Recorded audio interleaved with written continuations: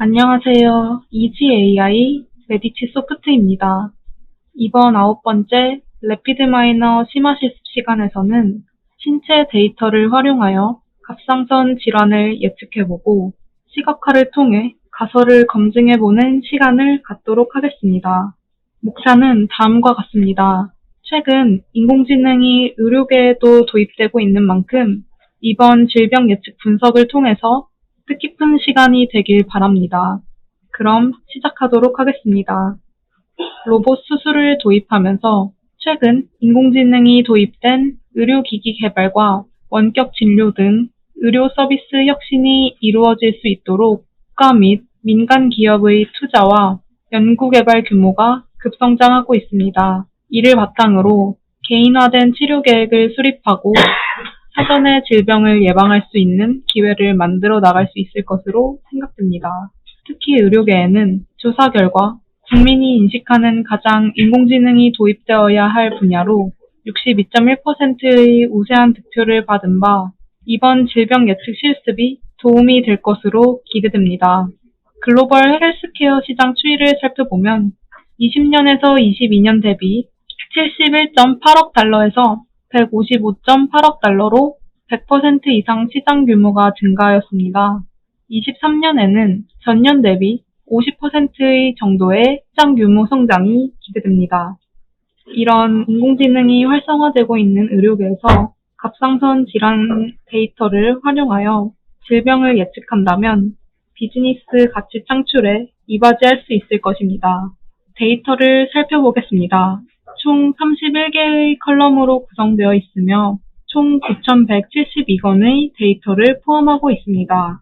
데이터를 간단하게 살펴보자면 나이와 성별, 갑상선 기능 항진증에 영향을 미치는 혈액들에 관하여 설명을 하고 있습니다. 이 중 30번째 컬럼인 타깃을 종속된 수로 설정하였습니다. 따라서 저희는 갑상선 질환 데이터를 가지고 실제 갑상선 질환 보유 여부와 신체 요소 간의 관계를 시각화하고 더 나아가 예측해 보도록 하겠습니다. 이를 통하여 코딩 없이 전처리와 시각화를 진행해 보도록 하겠습니다. 나아가 래피드 마이너를 활용해서 자동 전처리를 진행하고 갑상선 질환 보유 여부를 예측해 보겠습니다. 마지막으로 모델링 성능을 살피고 추가로 상관관계 분석을 통해 갑상선 질환을 예방하기 위해 어떤 노력을 기울여야 할지 생각해 보도록 하겠습니다. 먼저 갑상선 질환 및 신체 요소 데이터를 불러오도록 하겠습니다. 좌측 상단의 인포트 데이터를 눌러 해당 데이터를 찾아 불러옵니다. 파일 인코딩과 헤더를 설정해 줍니다. 에러 값으로 분석 지연을 방지하기 위해 결측치로 대체해 줍니다. 데이터를 불러왔습니다. 전반적인 데이터를 확인하고 추가로 기초 통계를 검토해 보시기 바랍니다. 이상 데이터를 불러오기까지의 실습 영상입니다.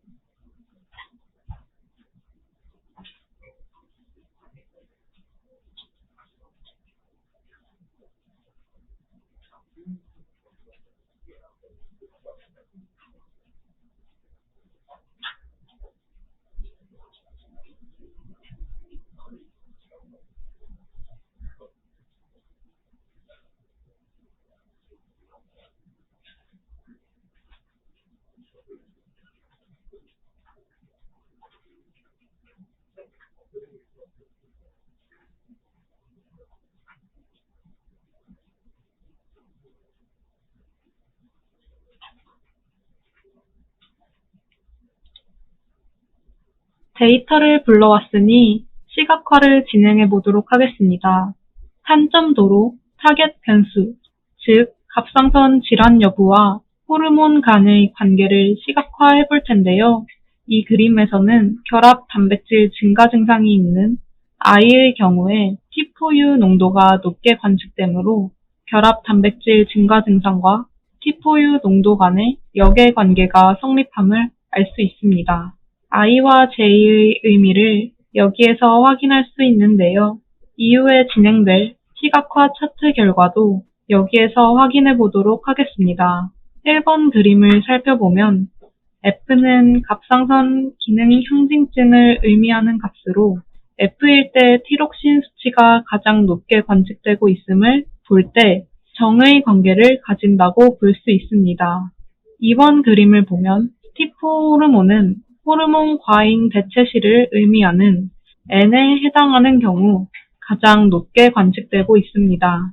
3번 그림에서는 갑상선 기능 항진증인 경우 T3 수치가 18로 가장 높게 나타나고 있으며 4번 그림에 따르면 결합 단백질이 증가하는 경우 T4U 수치가 가장 높게 나타나고 있습니다. 갑상선 기능 항진증인 경우 FTI 수치가 높게 나타나며 S 자체가 TBG 상승한 경우를 의미하므로 TBG가 높음을 확인할 수 있습니다. 이상 타겟 변수와 호르몬 간의 관계를 시각화해본 영상을 함께 시청하도록 하겠습니다.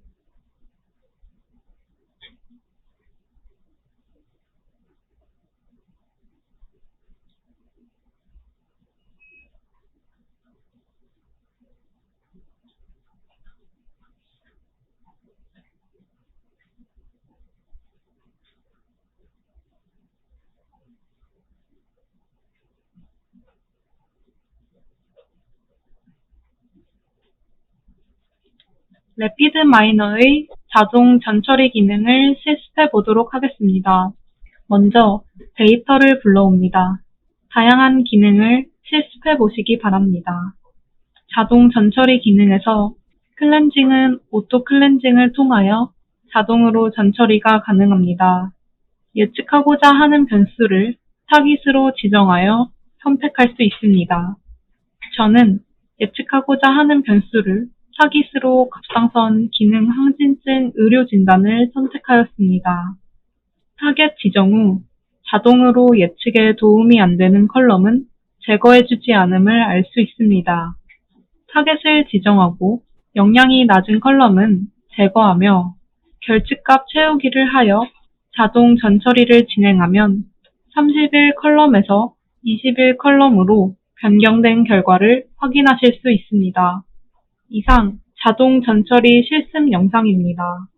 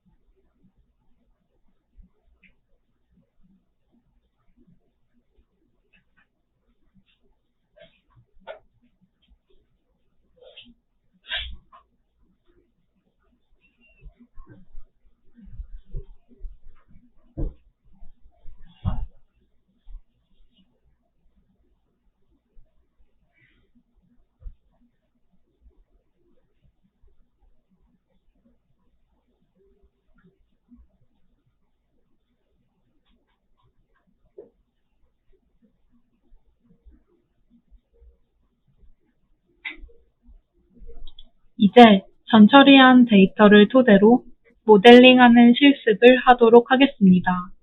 우선 진행하고자 하는 데이터를 선택한 후 Next 버튼을 클릭합니다. 예측, 대표점, 이상점 중 진행하고자 하는 분석을 선택하여 줍니다.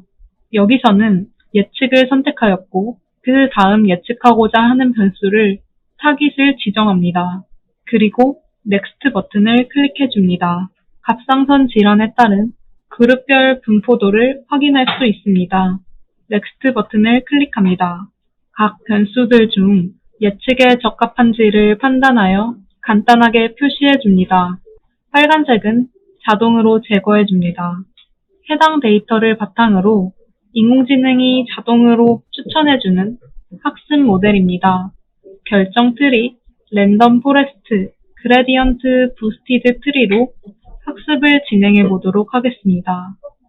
1번은 분류 오류율로 결정 트리가 정확도가 높아 가장 높음을 확인하실 수 있고 2번에 따르면 역시 실행 시간도 337초로 가장 짧아 효율적인 모델이라고 볼 수 있겠습니다.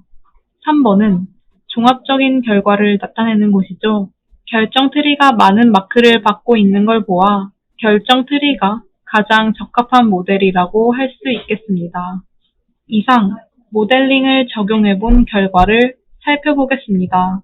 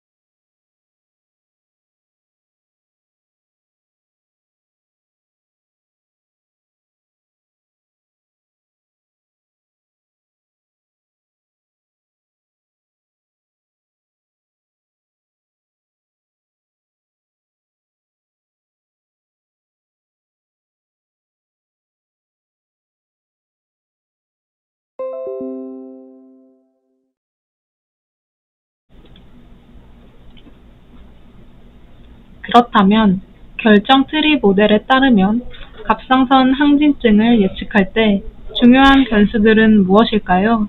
왼쪽 탭에서 웨이츠를 찾아 확인해 보시겠습니다. 그 결과 T3, TT4, TSH 호르몬 농도를 확인해야 한다고 나옵니다. 이는 일반적인 갑상선 기능 항진증 검사 방법과 일치한다고 볼 수 있겠습니다. 다음은 결정 트리의 성능으로 분류 매트릭스를 확인해 보실 수 있습니다. 제너럴 탭에는 변수들 간의 상관관계를 확인할 수 있는 코릴레이션 탭이 있습니다. FTI와 호르몬 TT4는 정의 관계에 있으며 갑상선 기능 항진증은 티록신 농도와 관련이 높음을 확인할 수 있습니다. 이상으로 모델링을 실습해 보았는데요.